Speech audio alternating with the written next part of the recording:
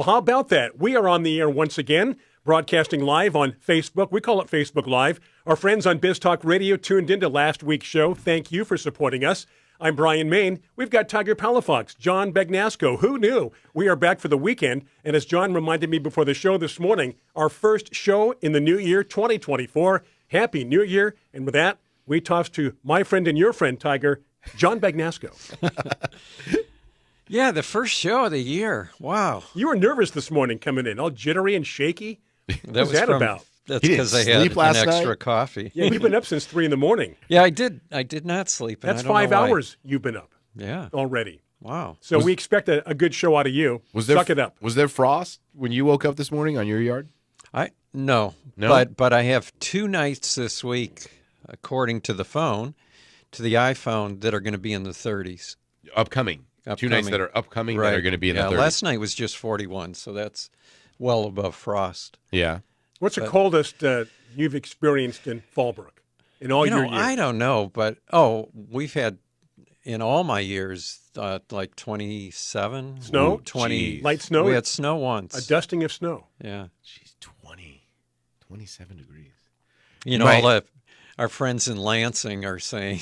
Yeah, exactly. Yeah, we wish that we had that heat wave. We admit that we're wussies. We have a 5-degree tolerance here in San Diego. We're the only ones that complain about the fact there hasn't been any rain in a while. And I mentioned on the last show my evergreen pear, as John pointed out, that's called an evergreen pear, was not losing its leaves. But this week it started losing its leaves. They're starting to all drop off now, John. So one of my New Year's resolutions is to try to be less condescending. Why? Don't ruin it for the rest of us. Yeah. You can't change up now. Hey, Kim says it's 32 in Tucson. Kim in Tucson. Tucson. Kim also mentioned about the big waves we're having here. Oh, yeah, Did right. you go out? No, I haven't surfing? Surfed. No. Do you have friends that are doing that, or are they getting too old now? Yeah, I know. We're all getting too old for that. I don't know. I gotta see. But the thing with the big waves also is that it doesn't always mean it's good surf. Oh, it could be It's very choppy. It could be it's breaking very left messy. to right. Yeah, exactly. Yeah. Didn't it like a big one hit the OB pier? Oh, they always hit. Yeah, they got to repear that pier, I guess, But I right? said now it's always like are having totally damaged. They said that last time too. I know. They said this was the final nail in the coffin. It's ongoing. Yeah. Daniel it's funny. says it's good to be back in San Diego where it's warmer. He was in St. Louis visiting family. Yeah. He's our webmaster for those watching on Facebook Live. Regarding that big surf and all of that damage, it is a bummer, about all that happening when a high tide, a big swell happens at the same time, because when it coincides, it just creates that storm surge effect. And it was funny because, my wife was like, "Oh wow, look at this, look at what's happening." Mm-hmm. And Brian, you grew up in PB. I grew up a block from the ocean, and that's actually kind of a common thing where like that Mission Beach area floods every year. Like we've had over the years, flooding to the point where Mission Boulevard people are in rowboats. Yes. And it's going into businesses. Yes. So it's people, right. I know that there were some areas that are severely damaged and not expected. That's fine. But for a lot of those low-lying beach areas, this is something that they deal with every year when there's a high tide in a swell. You know what's interesting? Because what happens when you build your house below sea level? Exactly. Because Alexa wants to tell us everything, right? Yeah. So we get these notifications. Notification, what is it, Alexa? There is a high surf advisory for the Scripps Ranch area. Scripps Ranch? I'm 25. That's really high surf. I'm 25 miles from the ocean. You're probably sitting at an elevation of, several hundred feet, if not 1,000. No, I guess maybe we're considered coastal, right? Because you have beaches. Yeah. I'm not sure how far in they consider coastal, and then mountains and deserts. Unless she says it's the mother of all tsunamis heading your way, don't even worry about it. Gosh, cut it out, will you? Hey, Sue says she's looking forward to a wonderful year of gardening, and she said Costa Rica, yes to 2024. Yeah, absolutely. we're excited. Still have a few more seats if anybody wants to join us. Come on, what are you waiting for? This is Costa Rica. We're talking caimans and volcanoes. And do you know what? One of the travel magazines just put out that the #1 place to visit in the world in 2024 is Costa Rica. We better get there before everybody else does that. Oh, huh? Right? We already have our tickets, so we don't have to worry. Yeah, it's going to be a lot of fun. So if you have anybody that wants to go or contemplating, let them know what's happening. Best thing to do is go to our website, gardenamerica.com. The entire itinerary is posted every day. That's right. And if you're online now watching us, Daniel usually posts a link. Daniel does. To the Costa Rica itinerary. Now, by the way, Diane in Orange County, she says good morning to us and want to say hi because she's been with us on several of our trips to Europe. Right, so right. We had a great time with Diane. Hello, gardeners all over the world from Marina. Ah, Marina. Where's Marina at? Marina's in Georgia. Oh, Georgia. Yeah, now, the country. It's not not Georgia north of Florida. The country of Georgia. Wow. Right. In the Caucasus. Speaking of Alexa, just quickly here, if you say Alexa, play Garden America podcast, you have to say podcast. Mm-hmm. I tried show. It doesn't work. I can just see all over the world. Alexa, play Garden America podcast. Garden America podcast. And she even gives you a reminder. Really? Hey, the show is notification. Latest Garden America show. So there you have it with that. I'm going to adjust the camera during the break. We need to see more of you. Yeah, hey, and we can't cut Tiger off like that. And the people that are worried about how Tiger was going to behave, his mother just posted that Tiger's dad's going to Costa Rica with you. Well, that's more of a chaperone thing. Yeah. Because the last time you were by yourself, that didn't go well. It didn't work out at all. However, though, bail is cheap, though, you said down there. Yeah. From my experience, it's pretty easy to get out. So, at $10, I think, got you out. $10. Hey, you know what I did this week? Hate to change the subject. No, please do. Feel free. This is your show, too. Get back to gardening. But I potted up 92 1-gallon rose seedlings. And I'm really looking forward to see what I get this year. I should have just fantastic bloom this spring. But the reason I mention it is that, everybody should be pruning their roses now in Southern California and in the warm states. If you're in the colder part of the country, yes, we know it's cold and it's snow, just leave them go. But roses, as you go to prune them, you'll see hips, ripe red hips. Take those, open them up, get the seeds out, and plant the seeds, and you will probably have seedlings coming up probably around April. And if you plant them now. I was shocked by how easily they grew. Yeah. The seedlings that you gave us.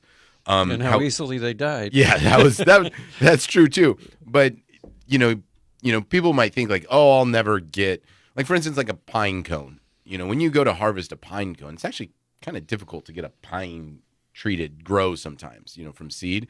But like those rose hip seeds were so easy. So many of them came up. And the fun thing about it is, as you mentioned before, you never know what you're going to get. And you can have some really fun. You mean like a box of chocolates? Yeah. Life is like a box of chocolates. What you're going to get. But I did pot up 7 of the Manhattan Blue seedlings. All right. So we'll see what you missed out on. Yeah. I like that name, Manhattan Blue. Yeah, it's kind of a cool name. And it's a European rose, too. You wonder why would they call it Manhattan Blue? Yeah. I don't know. But if you are in a cold area of the country, you can still go out and take those hips, bring them in the house, cut them open, get the seeds out, and then plant them in like 6-inch pots and put the pots back outdoors. And when the snow melts, they'll come up. A lot of rose seeds germinate better if they've had at least 6 weeks of cold treatment. Could you do a short video on that, like say within 60 seconds of what you just explained? You could. You know what? I could bring some pods into the studio here, and we could do a little video if you want. If you'd like to see that on Facebook, let us know. We've got a couple of minutes until the break, but I do want to get to your quote, John, your quote of the week. Ed Laivo is going to be with us. We'll get a hold of Ed during the break. But the quote of the week, and then there's a picture in the newsletter I want to discuss as well at some point. It's all good. Nothing bad. Yeah. Well, the quote of the week's from Jamaica Kincaid. And she said, "I shall never have the garden I have in my mind, But that, for me, is the joy of it. Certain things can never be realized, and so all the more reason to attempt them. That's your fantasy garden. Yeah, I have a garden in my mind. You know what I also like, though? That's a song. Because I do agree with that, but I also like when you go out to your yard and maybe you haven't noticed something in a while, and it has done what you wanted it to do. Meaning right, like exactly. That bush has grown to the size that you wanted it to grow, or now that plant is flowering that you want it to flower.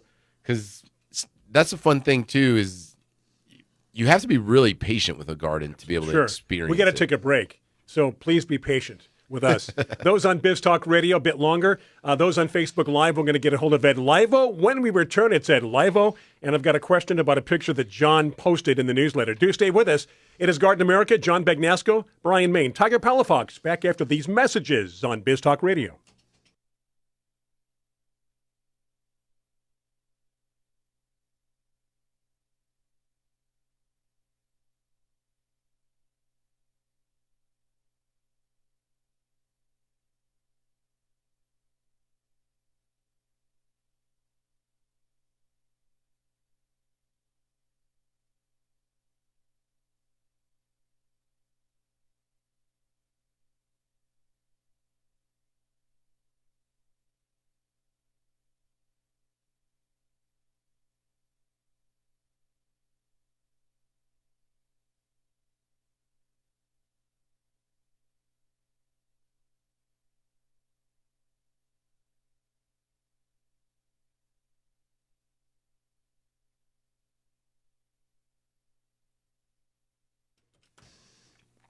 Okay, we are back from the break. We do appreciate you joining us here on Garden America, our little radio and Facebook Live show. Been doing this for quite some time. So thank you, and we appreciate and welcome all new listeners and viewers here to the show.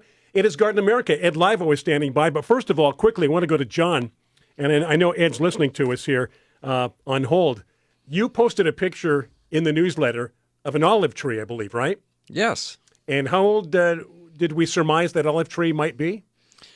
I think that particular one, they were saying about 3,000 years old. Now, it reminded me of our trip to Europe in southern France, or some part of France. Yeah, I think it was Arles. Arles, next to these Roman aqueducts. Right. And there was an olive tree there. Those were 1,000-year-old olive trees. 1,000-year-old olive trees. Yeah. And just staring at it, thinking of the history. Yeah, what it's seen. Yeah, what it's seen and what it's done. And how many olives it's dropped over the years. Yeah.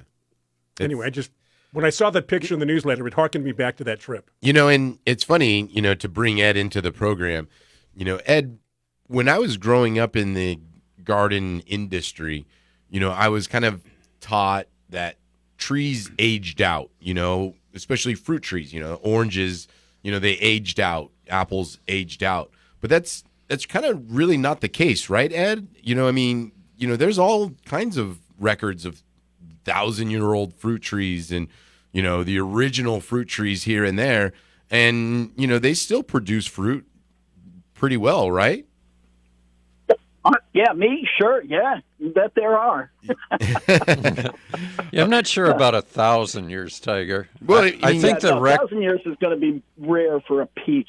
Yeah. I think the record on a pear tree, if I recall, is a pear tree that's, somewhere in, is it Eastern Europe?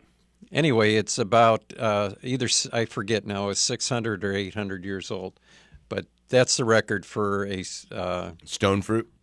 Yeah, that's not really a stone, but anyway. Well, I was up in the Sierras back, probably 10, 15 years ago, looking at all or not looking at all, but looking at a number of the places that pioneers that had actually planted orchards up there. And some of the best looking of those old 130-year-old orchards were the pears, as a matter of fact. And apples, though they look degraded, and they still produce fruit. So they're here in California as well. I mean, there's examples all over the place. I mean, there's the parent Washington navel orange down in your area that is an example of longevity in fruit. But I mean, and we're only talking modest longevity in that case, but nonetheless, it's longer than me, or I'll be around. Yeah. Well, Tiger, when we were in Europe, we saw, was it at Rudyard Kipling's house? Uh-huh. We saw some of the original apple trees that were in his yard. Yeah. No, we did. And, I mean, it's amazing to be able to kind of see because, growing up, I was always taught, a citrus, an apple, 10, 15 years, and you might want to replace them or something. But, that's really that's not because you're in the retail nursery business. Exactly. Got to turn them over. Well, you're supposed to say that in the retail nursery business. Right. Yeah. Right. Yeah. That's a part of the quota. We didn't formally welcome Ed to the show. Yeah, I was going to. You kind of eased into it, and I know we have a lot of listeners and viewers who are maybe not be familiar with Ed. Ed, just quickly, little bio on yourself and bring us up to date on what you're doing. Little bio. Oh, for crying out loud. Well, I think I'm going on my, 45th year in the nursery industry, and I'm officially quasi-retired. I'm not sure what that means yet, but, of course, the commercial industry is having quite a bunch of, let's just say, tough times. And so consequently, the company I was working for, Burchell Nursery, wonderful company, has laid off half of their employees. And so I was amongst that. You don't need a sales manager if you're not selling anything. And that's actually going through the entire, commercial side of the industry. It's a devastating period for everybody. So I would encourage everybody to have some sympathy in that regard. But my background is, I started in the retail way back when. I was, for just a couple of things, I was a manager of one of the larger retail nurseries in the estate, helped build it, and that was the Urban Tree Farm up in Santa Rosa, and still a wonderful operation with very, very close friends of mine. Went to work for a company called Oakey Nursery, which at the time had 3 nurseries throughout the West Coast, and I was the out-of-state sales coordinator and built their fruit tree program and perennial program at the time. Then I went to work for a little company called Dave Wilson Nursery and spent 18 years, almost 19 years at Dave Wilson Nursery working with just a wonderful crew and group of people, and still I'm very close with all of them. Then I went to work for I'll skip that one, and I went to work for a company called Four Winds Growers, and a wonderful group there as well, and worked with citrus for about 5 years or so, and then went out on my own for a couple of years with Ed-Able Solutions, and still have that. And then I went to Burchell. So, and then this big layoff that's gone on, has kind of put me back in a position where, I'm an older gentleman, and I don't necessarily need to work, and I'm actually exploring, why. But I still enjoy, producing my videos. So on Edible Solutions, I'm still producing videos, and I don't know, my videos are kind of quirky, but, they're fun for me, and that's all that I'm concerned about right now. And then I'm still doing lectures, so I'm booked for lectures. To be exact, I've got Annie's Annuals coming up on January 13th, but old friends of your program, and that's the Hodges Nursery. I'll be up at Kenville Place with Shelley, and on the 20th, and then again, I'm going to go up and help them out on the 17th of February. Hey, so, Ed, I got news for you, Ed. That's not retirement. Yeah, if that's retirement, I'd hate to hear what working sounded like. I don't know. For me, it is somewhat, and then plus I'm booked for all kinds of teaching master gardener programs, which I really enjoy. I enjoy working with young people. I enjoy working with people that are going to, of course, support and help, promote our industry as well. We have one of the listeners that's posting online is in the Bay Area, so that's good to let them know that you're going to be at Annie's. Is it Richmond they are? Yeah, they're in Richmond, right? Yeah. It's a great operation, Annie's. I've worked with them for years, and they're a wonderful group to work with, and we always get a great turnout there. So, I'm not interested in kind of pursuing, any kind of lectures. I think I'm going after just things where I can be a benefit right now. And, the rest of the time I bought a new house. I'm working on my new house. I moved out of the Bay Area and back into the Valley, back into Modesto to be close to my next grandchild, which is just outstanding. So, hey, life is good, man. It's kicking. you and John over here kind of running side by side. Hey, Ed, we're going to have to take a break right now, but when we get back, we want to get chatting about some of the things that we brought you on the program for, and that is the time of year that this is the stone fruits, the time of year to look out for them and start planting them and take care of them. So when we get back, we'll keep chatting with Ed Laivo. Which also means those on Facebook Live, a great opportunity to ask your questions to Ed. Talking fruit, talking a lot this morning. So we're going to take a break for Biz Talk Radio, but we do encourage your questions here on Facebook Live, so do stay with us as we take a break. This is Garden America, Biz Talk Radio, Facebook Live. Welcome to 2024.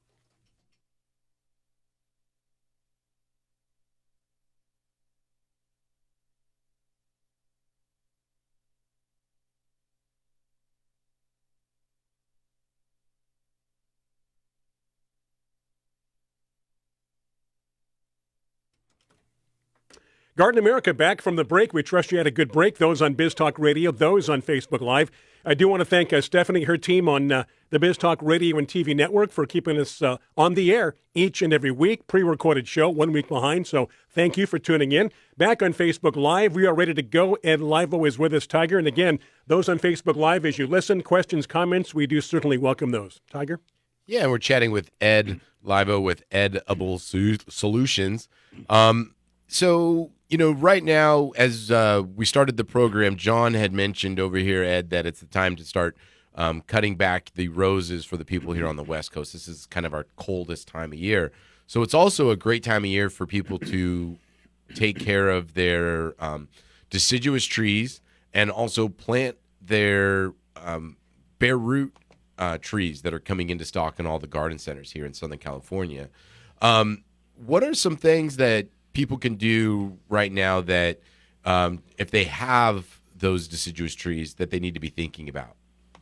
Well, if you have them, then, I hope that you've done your homework in terms of, of course, I just posted a video yesterday on just some simple tips on, like, for instance, number one reason people lose fruit trees is drainage, poor drainage. And knowing your drainage is really, really important before you stick that fruit tree in the ground. Second is exposure. A lot of times people will actually favor this is my personal belief, favor the afternoon sun as opposed to the morning sun. I want to see 8 hours of sunlight on any fruit variety, and I want to see it getting the morning sun first because that's the drying sun. That's the sun that helps us avoid diseases. And the afternoon sun is the burning sun. That tends to be the one that causes all of our sunburn and damages to trees. And so, favoring that morning sun is always a good idea. Next would be becoming familiar with what your climate zone is. I like to recommend the USDA zone map. Just take a look at it, find out what your climate zone is so that you know what it is, and then kind of become familiar with chill requirements so that you understand what variety you're looking for that's going to be appropriate for your area. Then diseases and pests. I think it's always important to know what diseases and pests may be a concern with the tree that you're purchasing, the variety you're purchasing, so that you can kind of prepare yourself to add that to your maintenance care or concerns. And then last, Tiger, you'll love this one. The last one is always select a nursery that has good, knowledgeable fruit tree people on staff and are knowledgeable about the area that you're planting in. So I'm becoming very, very specific about that because I think, you want good information. You got to go to places where people are experiencing the challenges and, the rewards, and then get that information firsthand. So I really think that's another.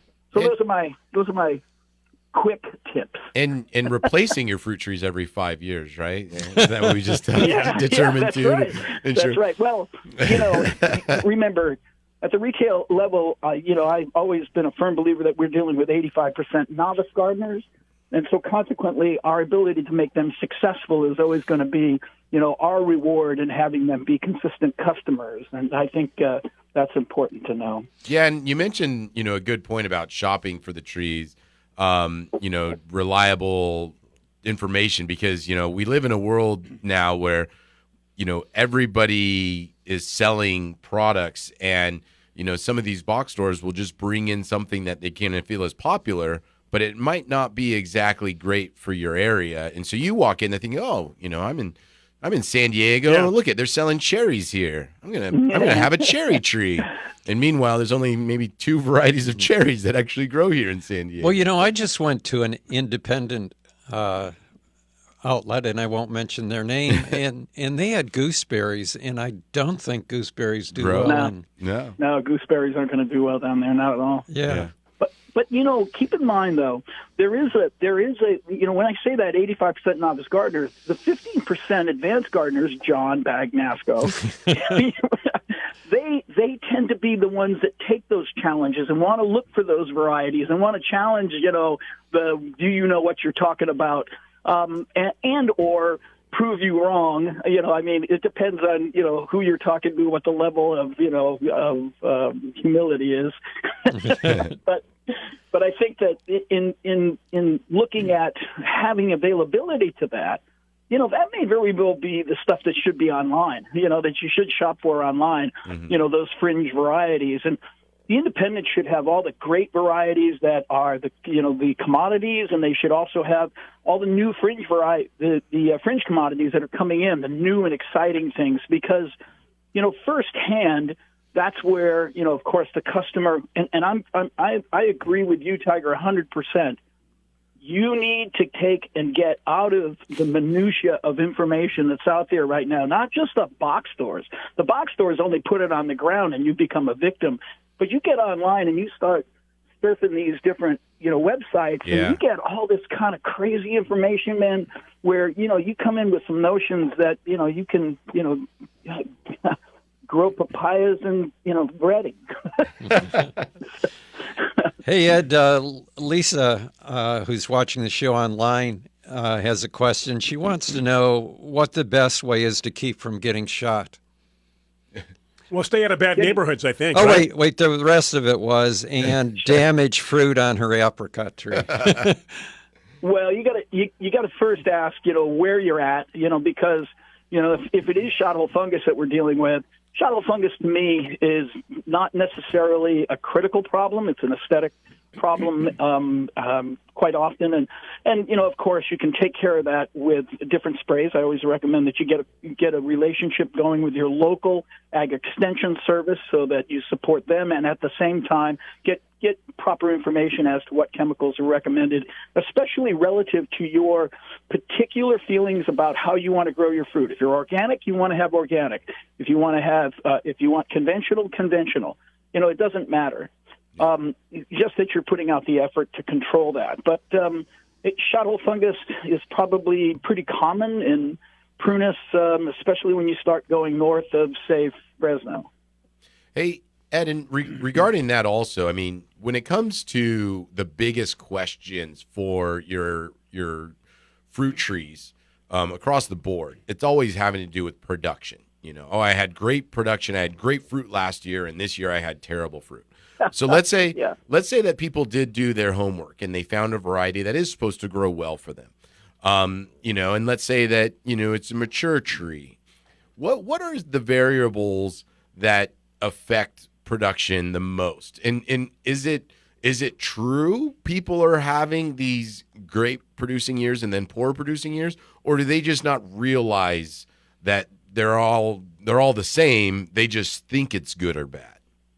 No, you know what? I think it's the latter. I think it is, there's good years and bad years, man. And it's always a challenge, relative to weather as well. So last year being a great example, we had probably the latest harvest of fruit in many cases, in many genres, across the board. And some people, didn't get fruit at all because, and I'll give you an example. Every single one of my pluots were blooming like crazy in early March when it was pouring. And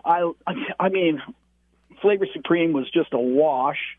Hardly got any queens, and I usually get abundant queens. And And the Kings came through, and Dapple Dandy, I don't care what you do to Dapple Dandy, it always produced fruit. So, I think it's, so often it's weather related, and whether that weather is, let's say, inadequate chill, so you just don't get enough hard dormancy and I'm a real advocate of dormancy being primarily a concern from December to mid-January, and after that, all bets are off. If you don't get an accumulative number of chill hours before January 15th, you're out of luck. Anything after that to me doesn't make any difference at all, especially in California. So you can do that might be different in Missouri. So you can do your best job pruning, best job fertilizing. You can have established tree, but if that weather isn't working out, no matter what you do, it's going to be poor production year, huh? Oh, yeah. And then you've got all those different challenges with alternate bearing varieties, too, in apples, avocados, mandarins. I mean, there's so many different nuances. And again, if we're dealing with that 85% novice gardener, keep in mind, that's the person that's going to ask that question and have that concern right away because they expect that thing to be producing every day of the week, all summer long, every year. Hey, Ed, we're going to have to take another break. A lot of fun chatting. When we get back from the break, let's start talking about some of the new things that people can be planting and how to plant them. Yeah, you bet. And John, a couple of questions when we return, right? We do. We have a couple answers coming with those questions, hopefully. And that's what we do here on Garden America. So again, reminding those on Facebook Live, questions, comments. Ed Laivo is here, and it's a good show so far. Lots of energy that Ed brings to the show, and we do appreciate that. Garden America taking this time out for Biz Talk Radio and our sponsors. So do stay with us. Back after these messages.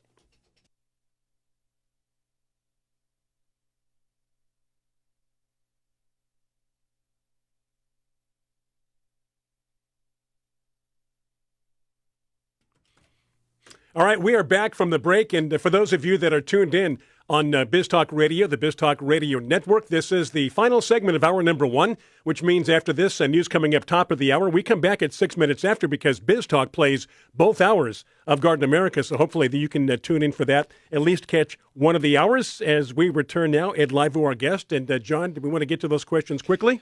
Yeah, Ed, you can answer questions just about anywhere in the country, I think. But I think so. Yeah, you do really good on national, but how about international questions? Because this one comes from Marina in the country of Georgia. Okay. And she says that she planted an almond tree, and the variety is called Supernova. I don't know if you're familiar with that one. Yeah, I am. Okay, and she planted it at her summer house, which is 1,800 feet or 600 meters above sea level, and the breeder told her that it's too high for almonds.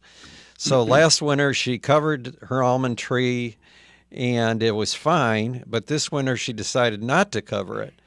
So she wants to know, do you think it's going to survive the winter? They have temperatures at night about 20 degrees below zero, or negative Celsius, negative 20 centigrade Celsius. But it's only for 1 to 2 weeks that it'll get like that. Well, let me tell you this. Okay, 20 degrees below zero for 10 hours will kill an almond tree. Ah. You're talking about Fahrenheit or centigrade? Fahrenheit. Okay, because she's centigrade. Oh. Celsius. Okay. All right, do the math real quick. Yeah, right. I'm not good at that at all. Sorry. So what is that? Okay, anybody know? Yeah, Tiger's going to do a conversion, right? Tiger's going to look on his computer. Minus 20 Celsius. Good, Tiger, there you go, buddy. Boy, we are showing we are American right now, aren't we? Converting to Fahrenheit. I'm impressed that Marina asked her question in English. So negative 20 Celsius? I talk to my niece in Norway all the time and just use a translator thing. Is negative 4 degrees. Okay, so minus 4. Yeah. Negative 40. Four. Just 4. No, just 0. 4, Ed. No, just 4. Oh, negative 4. Negative 4. I mean, negative 4, and like below, let's say, almonds can start getting hurt. Even the what's the name of that bitter almond? Halls. The Halls Hardy. Even a Halls Hardy is probably going to start getting damaged somewhere around 0. So, I mean, really severely damaged. And I don't believe the Supernova is an exceptionally hardy variety. I think that's a general almond. So, yes, it will be damaged. And you said it at -4, Ed, that would still be, like you said, 10 hours is going to wipe it out? Yeah, well, not wiped out, but let's just say it's severely damaged. I mean, and the difference between that is what kind of cold it is. Because remember, there's different kind of colds. There's a cold that is, where the humidities are high and, you get that moisture level that goes around and freezes and sometimes even protects. Yeah. But then you get that dry cold. That dry cold, that desiccating cold, forget it. Yeah, exactly. Almonds cannot take that at all. And Marina did say the breeder told her that it was too cold there. Hey. So Yeah, she always so I try think and he's being honest. But she protected it, covered it up the year before, and it was fine. Yeah. So she's going to try to let it my thought ride. there goes, I mean, look if you take a lot of the subtropicals out of Southern California and bring them up north, what's the first thing that you have to do if you want to be successful? You got to protect them. Yeah. So, and again, you're talking about that adventurous 15%, of the gardening base that actually would even take on a challenge like that. But the others should be forewarned that probably won't work. And I would like to see them directed towards things that actually are going to be more successful, so their experience starts off and we turn them into that 15% more advanced gardener. Yeah. Good point. Rick in Star, Idaho wants to know how often you should fertilize fruit trees. Oh, for crying out loud. Tiger's going to hate me on this one. I'm not a big fertilizer guy. It depends. He's in Star. Okay, I know Star well. The first thing you want to do is do a soil test to determine whether or not you have a nutrient deficiency at all. But I think all in all, the best thing you can be doing up in Idaho, and I have a lot of experience in Idaho. I've had the privilege of working with the university up there as well. My thought would be mulching, consistently mulching, creating, that top layer of organic matter, getting that, a part of the feeding system, let's call it, for the that root, for the feeder roots of your fruit tree, and also protecting it, during the wintertime too as well. So mulch, to me, in the long term, is going to be the biggest contributing factor in Idaho. But that does take time, in essence. But a soil test then would tell you whether or not you really have a nutrient deficiency that you need to be concerned about. And Idaho has all kinds of other challenges that may very well kind of emulate a nutrient deficiency when in fact it's something else. And I agree with you, Ed. I mean, when it comes to fruit trees, rather than thinking about fertilization, you should be thinking about soil quality. I mean, when you first started off talking about fruit trees, you talked about drainage, and one of the biggest problems here in Southern California is that we have heavy clay soil. And so when people plant their trees and then they have problems down the road or they rot or, they have disease, a lot of it has to do with because they're, in poor draining areas. And if you mulch or if you use fertilizers that are more geared towards amending the soil that they're in to improve that drainage, to improve that ability for the roots to move through it, that goes way above and beyond the NPK value of anything that you're going to put on it, right? Yeah. I'm particularly concerned about the winter drainage, because the winter drainage, unfortunately, is the one that really is going to critically cause the damage to the root system. Then exactly what happens is in the spring when the tree leaves out and kind of wilts a little bit, what's the first thing people want to do? It's water. Pour water on it. Yeah. Yeah. And so, we exacerbate existing problems just simply because we're not really familiar with what, is actually happening, the physiological things that are happening to the plant. Millie in Napomo says that her neighbor's coast live oak's starting to shade her citrus trees. She goes, I think this isn't a good thing. Is she right? Well, I'll tell you what, I'm not as concerned about shaded lemons and limes and things that really don't require sugar, as their primary taste. But definitely, it's going to be a problem for things like mandarins and oranges and, those things that are going to, really require high sugar, or to get the quality of that fruit. Yes, It'll be challenged as that tree gets more and more shaded. Hey, Ed, we're going to have to pause for another quick second, take a break. When we get back, we'll continue chatting with Ed Laivo. Yes, indeed. And those on the BizTalk Radio, news coming up here momentarily, along with some other great things to listen to in terms of those who support our show, Garden America. Do stay with us. We come back on BizTalk Radio 6 minutes after the hour. Those on Facebook Live, a quicker break. Do stay with us. This is Garden America for the new year. Happy 2024.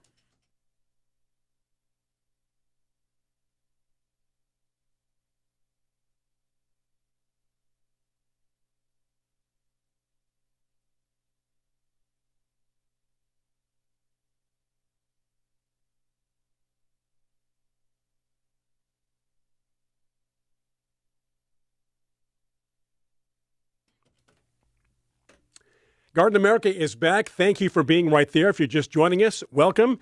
We appreciate you being there, whether it's the entire show or just checking in every now and then. That's okay, too. Those on BizTalk Radio, pre-recorded show from last week. Those on Facebook Live. This is live. Ed Laivo bringing it this morning. No doubt about that, John. Yeah, you know what? I've got a question here from Lila in Poway, and I never heard of this, so maybe Ed knows. She says she can't find a Lila avocado in Southern California. I never even heard of Lila avocado, huh? No, I never have either. There's a number of new varieties, as I'm sure you're aware of, John. Yeah. And some of them I haven't even had, the privilege of trying yet. But I've heard great things. It's amazing how often, you get new varieties of avocados where everybody just goes nuts about how good they are, and then, when you finally have them, you find out, okay, it's good. It's okay. Do you know anything about a queen avocado? Yeah, queen I've heard of. Because I'm getting ready to plant one of those, and I heard really good things about it. Same thing here. Who knows until you try it?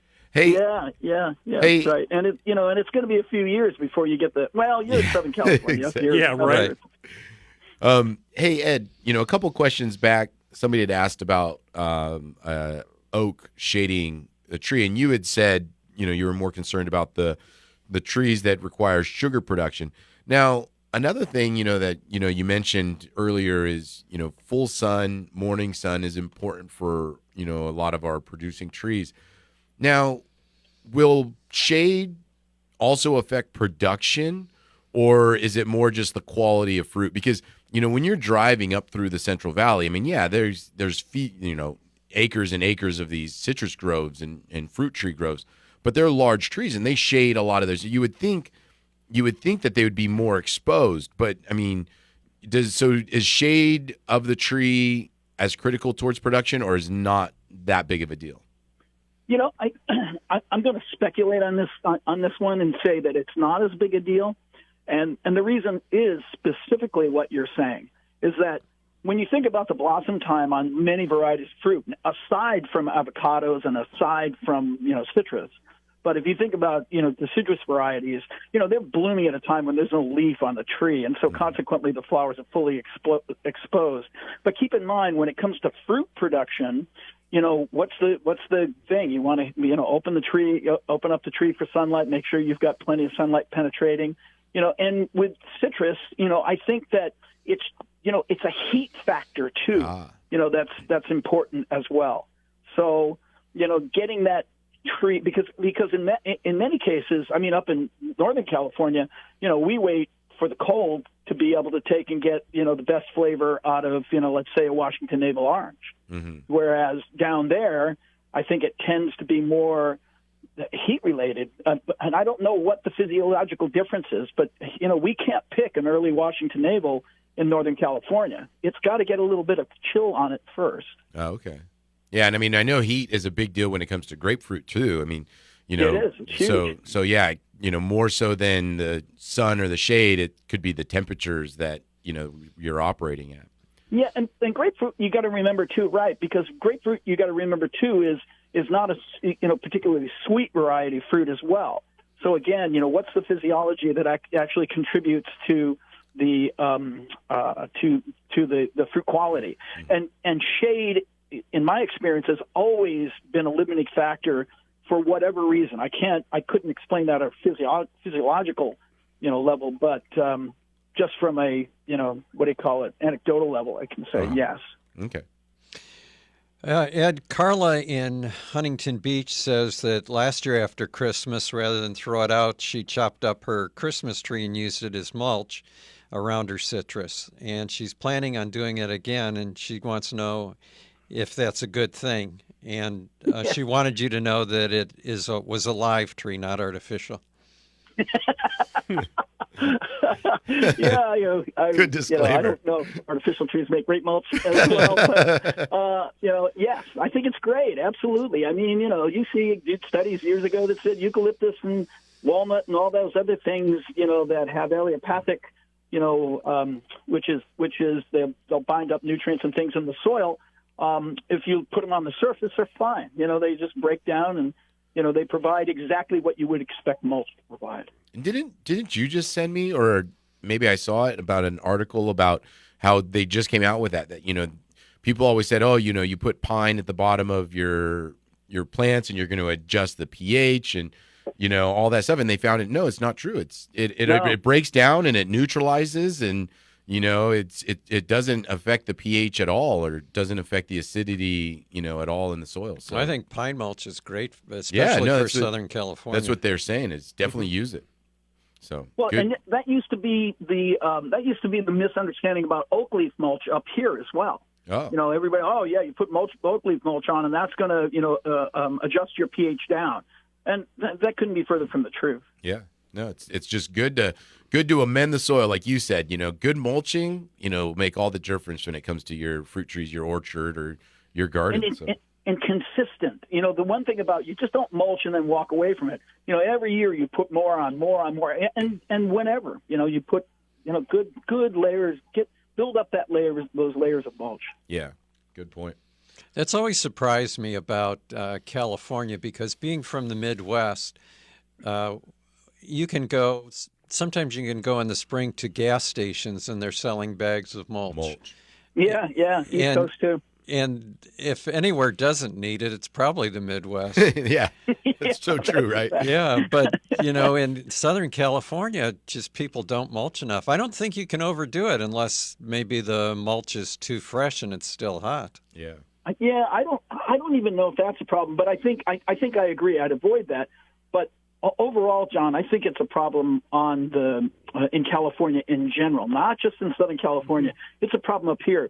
When I first started lecturing on mulch, and probably around 1980, 81, it was considered hippie science, and it was completely rejected. And I had the worst time trying to take and convince people, that, hey, no, it's not hippie science. It's actually something that we abandoned way back in the beginning of the 1900s as petrochemical science started to come in as a more, traditional factor. Yeah. And we're having a lot of trouble shaking that. Yeah. I think it just went back to, in the petrochemical companies, they said that here's an efficient and effective way to do this. And because mulch is, like you mentioned, it takes time. It has to break down, it gets into the soil and all that. So they were like, hey, here's a pill basically to give your plants this product. And, we're finding out that, maybe that's not the best way to do it here. But mulching, no matter what, I mulch my yard twice a year. And the results I see after, just the plants after I do it, it's amazing to see how the plants react just after it's been done, and you don't even do anything different. All I did was drop down mulch, and the plants react. Right. I go as far as to say I do a lot of things different. Once that mulch gets established, number one, I use less water. Mm-hmm. Number two, I'm fertilizing, or I'm concerned about nutrient being a culprit in discoloration or something like that. Far less, because those things become, a supporting factor. And so I'm more inclined to say, yeah, I'm doing less, but I'm doing less in a real, let's just say, a maintenance way, or there's a better word, but I can't find it right now. I can't find it. Less maintenance, but better quality, quality within that less maintenance. Yeah, absolutely. And I subscribe to this book that I read years and years ago. It's called Cal Fruits. It's by Dr. Wixon. It was written in, I believe, 1917. And I read that book, and it changed my whole perspective on things. I read that book back in probably 1979, 1980, given to me by a friend. And, it's funny because the book reads like hippie science. Hey, Ed, we're going to have to pause again for a quick break. When we get back, we'll continue chatting with Ed Laivo. You betcha. Thank you for those tuned in on Biz Talk Radio, Facebook Live. As Tiger said, back after these messages, more of Ed Laivo after this on Garden America. Stay with us.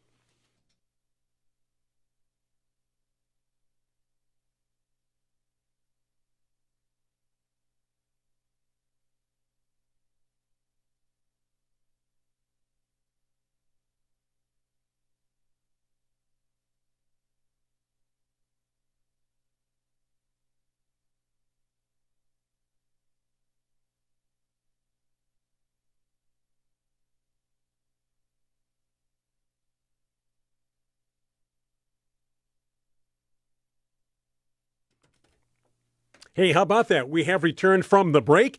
Garden America, we are going strong. First show out of the chute for 2024. And what better way to, start off on a very positive note with a lot of energy. Ed Laivo bringing it this morning, Tiger.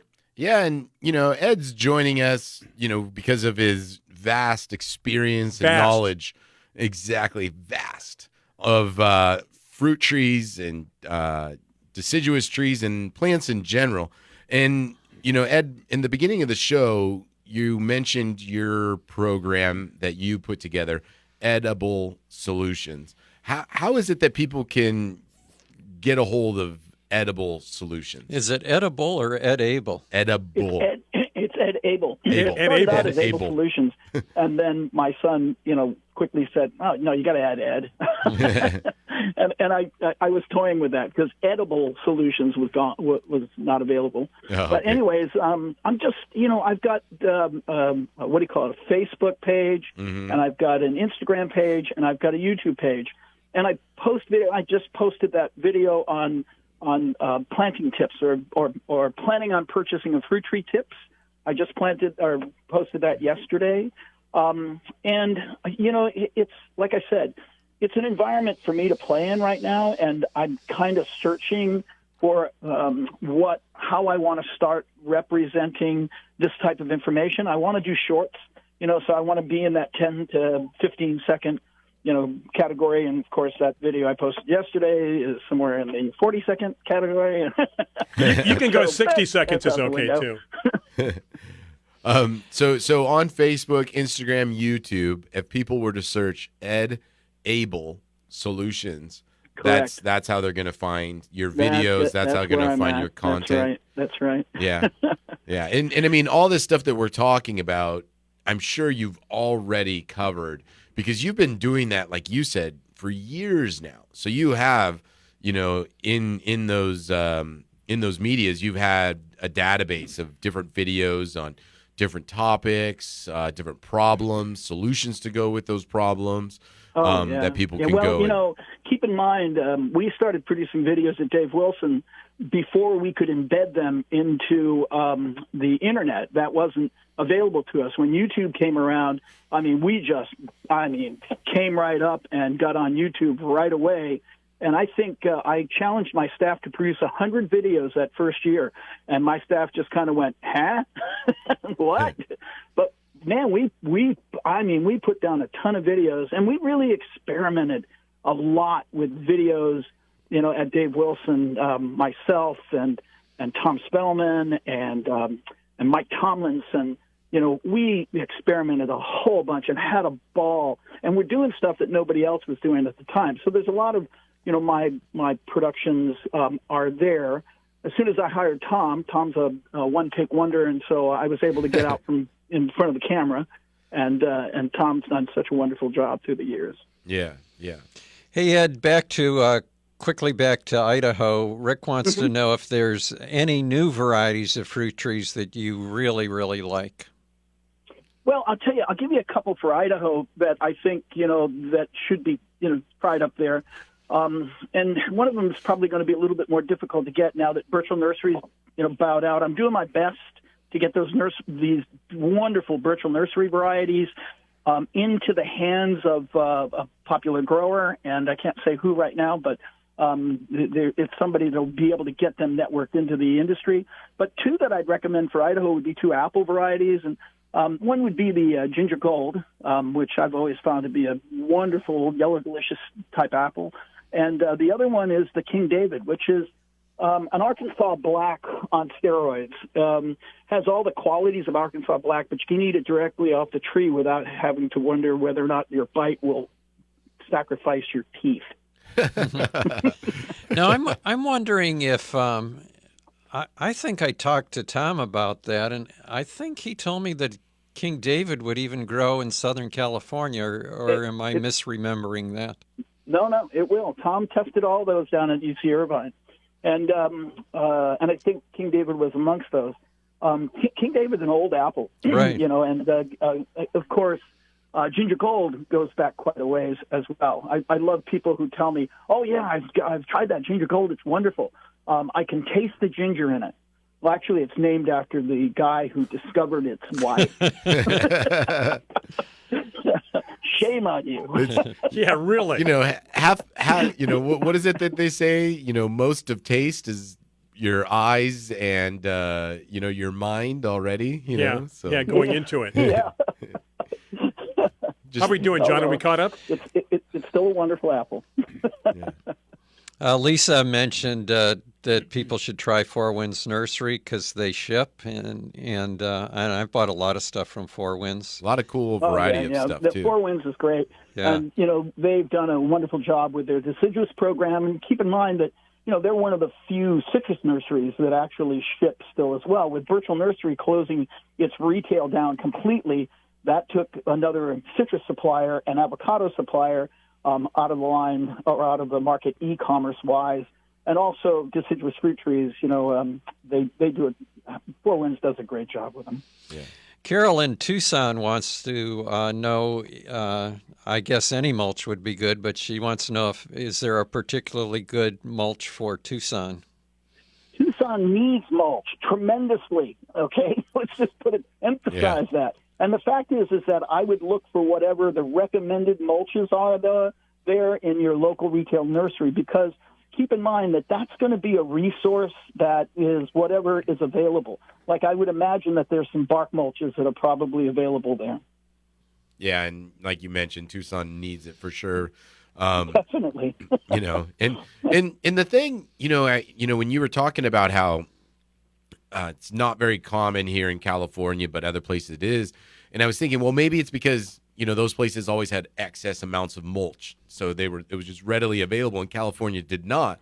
But I mean, here in California, we have a landfill close by here in San Diego that, as a resident, you can drive up and load up for free and get your own mulch. And there's no shortage of those piles whenever I drive by them. So right.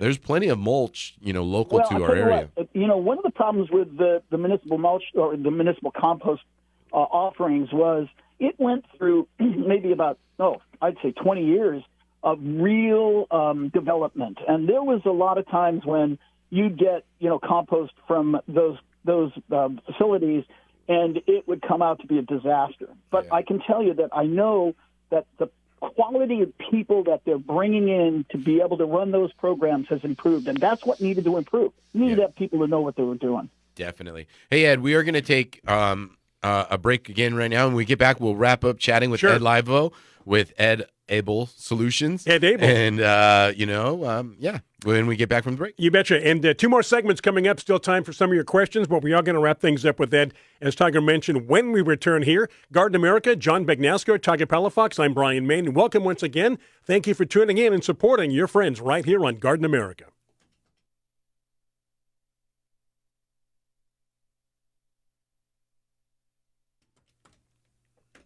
Okay, back with Garden America. Two more segments to go. Thank you for joining us. Thank you for tuning in.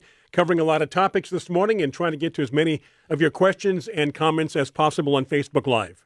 Yeah, and Ed, I just want to thank you for joining us on our first show of the year for 2024. Yep. Lots of great information, lots of great new knowledge, and just experience for people that, are kind of going into the fruit tree world right now, whether they have trees planted or whether they're looking for new trees. Good luck to you and your ventures. And, we'll make sure to be keeping in touch over the year, also keep track of what you're up to. And get him back too at some point as well. Yeah, and if you're available in April, Ed, you should go to Costa Rica with us. Yeah, you can take a look at the coffee plantations and all the fruit. Actually, that'll be around the time my next grandchild's born. So, exciting! I'll be lapping that up. Good. Well, you'll enjoy that for sure. Absolutely. We'll send you photos, but we'll post a link to Ed's contact information there. So people can look at his videos and reach out to Ed if they have any questions, or follow him for his seminars and where he's going to be. Hey, Cool. Tell everybody hi over there at Annie's for us, and have a good time. We'll do that. Thank you very much. You betcha. You guys Thank you. Have a great new year. Thank you. Will do. Thank you, Ed and Laivo. Bye. Okay, there we go, huh? Just about the entire show, but he makes the segments go by very quickly. Yeah. And this sparks a lot of interest as we look at our numbers this morning on Facebook Live. A lot of people apparently feel the same way. Good information. Hey, our buddy Dale wants to know what the fastest growing tree in the world is. Oh, wow. We could have asked Ed that too, but it's definitely not a fruit tree. No. But eucalyptus, I think, would have to be up there. What about bamboo? Well, they're not really. It's not really a tree per it's se. considered a grass. Yeah, Yeah. that is a grass. But Eucalyptus grandis can grow up to 20 feet a year. Yeah. That's pretty fast. And then in cold countries, Ailanthus, called Tree of Heaven, or it's a weed tree, really. Right. Really weak wooded. Isn't it kind of considered invasive in some areas? Yeah, comes Right? up from seed everywhere. Yeah. And back in the Midwest, because of the winter ice and snowstorms, the branches fall just apart. break. How fall fast apart. does kelp grow in a year, John? Well, that's not a tree. Why do you keep saying things that aren't trees, Brian? Because when you talk about the fastest growing anything, then my Okay. mind wanders off to other things in the world of, I do of growing. think Kelp is quick. I do think kelp is considered the fastest growing anything. Plant. Yeah. Plant. Yeah, plant. That's the word, plant. Exactly. Kelp, it does grow very quickly over, a short period of time. But, the other thing, with eucalyptus, and you mentioned them, is, the reason why they might not have, they found they grow the fastest too, is when you just start throwing water on them, they grow so quick, because a lot of the areas where they're native to, they were not heavy water areas. So when they got rain, they grew, but then they would go through drought periods for long periods of time. Right. And they would get rain and then they would grow. Almost all eucalyptus come from Australia. Right. And so when they started putting them into landscapes where they started actually watering these, they were like, wait a minute. Yeah. These, I mean, look at Hawaii, that rainbow bark. Is it rainbow bark? Is that what it's called? The one Right. Yeah, that's Eucalyptus deglupta. Yeah. And I mean, that one, I just mentioned that they were all native to Australia. Well, that one happens to be native to the Philippines, but which is going to be more like a Hawaii type climate. And they grow ridiculously quick. Yeah. Because they have endless amounts of water where they're native to. Right. Most beautiful tree ever. I think they're absolutely gorgeous. Right. The bark, it's Yeah. rainbow. Yeah. They, what's the one that they're having the problem with there, though? In Hawaii? Yeah. I don't know. The one that's invasive and probably grows 3 times as fast as the rainbow. Because they have so much water Yeah. and they're just like, boom. I think it might be globulus. Oh, okay. That could be the one. Yeah. But, so eucalyptus, are very fast growing trees. So to answer short, I think that eucalyptus would be considered the fastest, because the other one that you mentioned in the colder Ailanthus, climates right, grows quickly, but it also doesn't grow at all in the winter. in the wintertime. Right. Where eucalyptus, in the right climate, Yeah. it's, always growing. And then That's why you don't see any eucalyptus bonsai. That's true.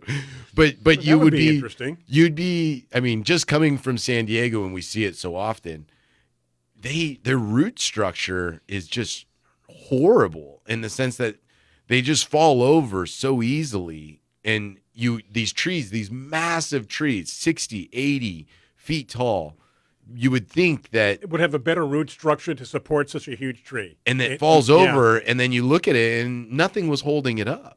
It's amazing. Yeah, we have nothing but eucalyptus in our area. Yeah, but where you live, it's very much and we the used most to have popular one tree. right next to the unit to our house. Yeah. And they finally took it out. Yeah. But, yeah, that thing was dropped, it was messy, too. I was always cleaning up after it. Yeah, and they get a bug called a lerp, which is a little bug that's psyllid, right? Yeah, and it has like a little shell that it forms on the leaf, and they're just super messy because aside from the foliage dropping and the flower dropping, that also is kind of like when you have aphids where they just drop the and they get the honeydew. Yes, off of it too. Yeah. Do you know when your dad and I started out in the nursery business in California, everyone planted eucalyptus because there were no pests whatsoever. Really? Yeah, and the reason was all eucalyptus in California were planted from seed. So if you went to Australia, you'd see every leaf on the tree would be chewed up by something. But there were no pests in California, native pests that would attack eucalyptus. But, then because of trains and boats and planes, trains not so much. But, not from here to Australia. Right, but boats and planes, ended up bringing a lot of that stuff, those insects over here, and now almost all the eucalyptus get eaten by something. And since we don't have the natural predator of koala bears, right? It just runs rampant, right? Didn't you want to taste koala bear at one time? You say wondered what they Don't taste say like? that over the air. Okay, right. No. Never wanted to taste koala bear. My daughter would have my head. Yeah, right? She loves every animal. Talking about fast-growing trees, Dale was talking about the empress tree, Paulonia, which is really pretty flowers, but again, I'm one of those weak-wooded trees. It does grow fast, but it doesn't grow as fast as eucalyptus. Yeah. But that brings up a good point, though, is it also is weak-wooded. So usually trees that grow fast are going to have weak wood. Yeah, you compare it to redwoods, oaks, right. Very slow growing. And very sturdy, very strong. Very good, strong trees, hardwood trees, yeah. Brian, take a trip down memory lane. Dale wanted to know when we started on the radio. So going back with Bruce and Sharon. Well, I started personally in 1998 at the old building. Okay, so that was Garden Compass, that right? was, or was it Over the Hedge? No, that was West Coast Garden Line. Oh. Yeah, I joined when it was just me and Bruce, and it was West Coast Garden Line, and I was the producer. And then as Bruce got ill, Sharon and I joined. And do you remember when that was? Bruce wasn't ill yet. Remember that they wanted to expand the show, and so you would fill in for Bruce now and then with me. Right. And then that was West Coast Garden Line. Right. And then they talked about expanding the show and hiring, hosts or whatever to do it because they wanted to get into Los Angeles. And that's when it became Garden Compass right around that time. So, but do you remember how long ago that was? 2000 maybe? 2000? But I'd say 20 years ago is a safe bet, time-wise. Okay. So about 20 years I know ago. that Sharon and I came on because Bruce was the beginning stages the very of beginning, Parkinson. right. And I think he was with us for probably 3 or 4 years, right? All of us together? No, longer than that. Really? Absolutely. Because remember, back in 2010, we went up to Northern California. We did a remote from, I forget the town, but they had was it the pecan farm behind us? We stayed at a bed and breakfast. And we were listening. Bruce and I were either listening. Chico or Durham. One of those places, exactly. Right. Bruce and I were listening to the Aztec game on the radio when they went to the Sweet 16. And that was 2010. So I'd say Bruce was with us a good 15 years. And then me, what have I... Well, we picked you up on the side of the road. Right. You were hitchhiking. That was what? 4 years ago. 4 years ago. Yeah. More. Time has flown by. We've got to take a break. We've got one more segment coming up as we do stroll down memory lane. Thank you for tuning in. We've got more Garden America coming up right after these messages on Biz Talk Radio.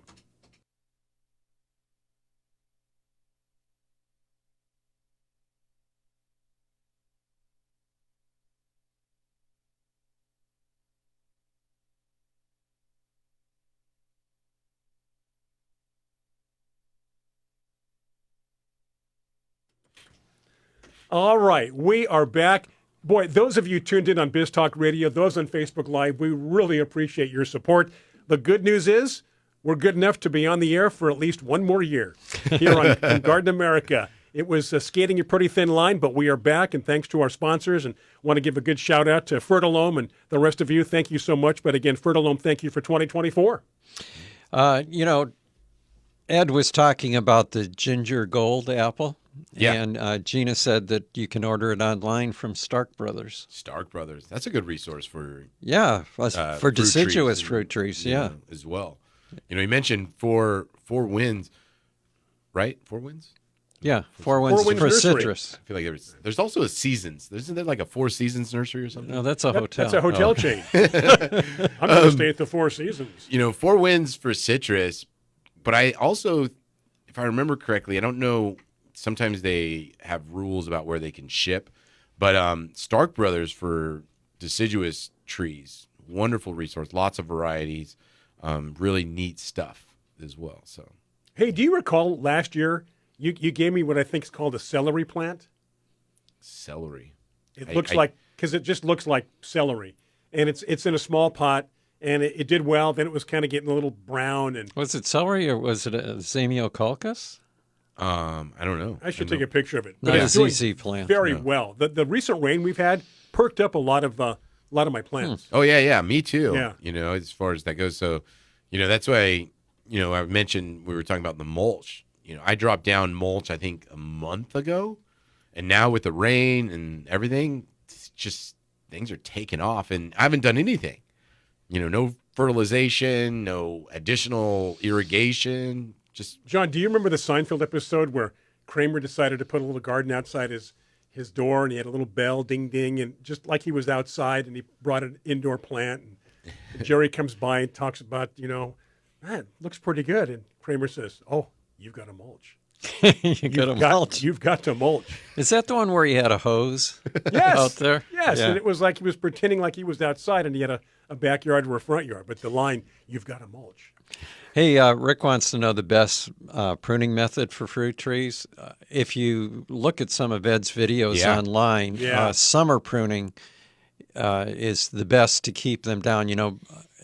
Also Tom Spellman, but Tom and Ed came up with summer pruning and said there really is no reason to have a fruit tree over 8 feet tall. Yeah, you can keep your fruit trees.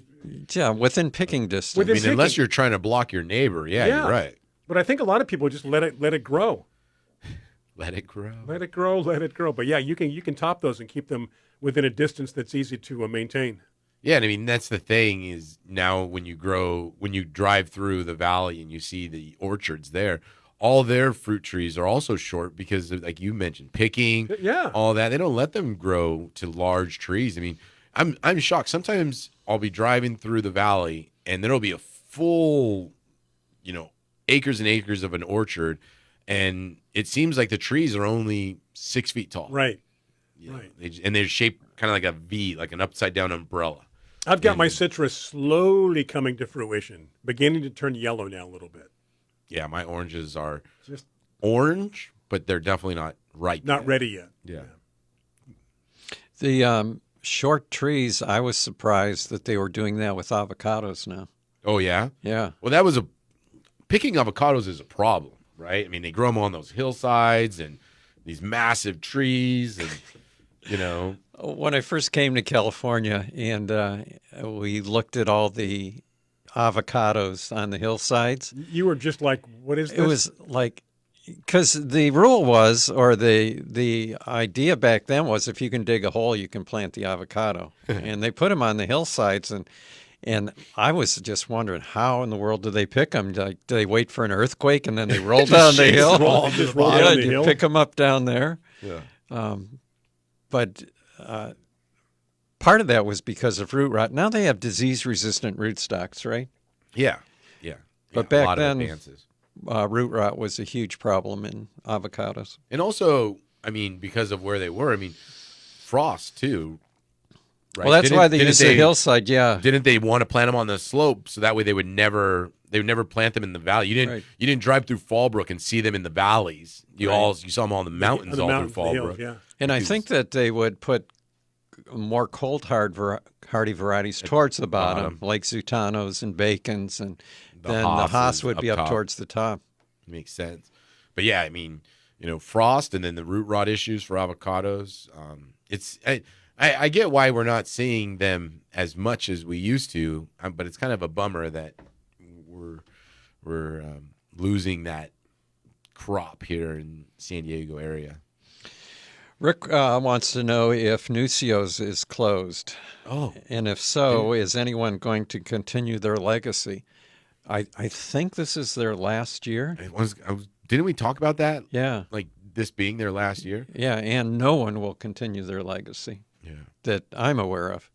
I think the closest person to them was a grower called ABC Nursery, but I think they would just take from Nucio's. They wouldn't develop anything. Right, they didn't do any breeding. Yeah. Maybe Monrovia might be doing some. I don't know. Maybe. Yeah. I worked on a program with Monrovia Nursery where we brought in Satsuki azaleas from Japan and then grew them to introduce them to the Southern California market. I think the stock came from Miniature Plant Kingdom. Do you remember them? Yeah. He made several trips to Japan, collected all kinds of varieties of Satsuki azaleas. And that's one of the few places you can buy Satsukis is Nucio's. Yeah. Okay, gentlemen, just about a minute, and that'll put the ribbon around this new show, the first show for 2024. Yeah, looking forward to good things happening in the new year. We have our trip in April. Right. Go to our website, gardenamerica.com. Yeah. When should we do maybe in February we'll do a remote broadcast. We'll figure it out. Yeah, we'll head somewhere someplace. else. It's still going to be cold, so we'll have to bring jackets, obviously. Yeah. Go outside. Or unless we, do it somewhere tropical. Someplace tropical. All right, John, have a good weekend. I know you're busy. A lot of things happening. Congratulations on the new development at your house. What new development? Are you talking about me planting up all my seedlings, rose seedlings? New development.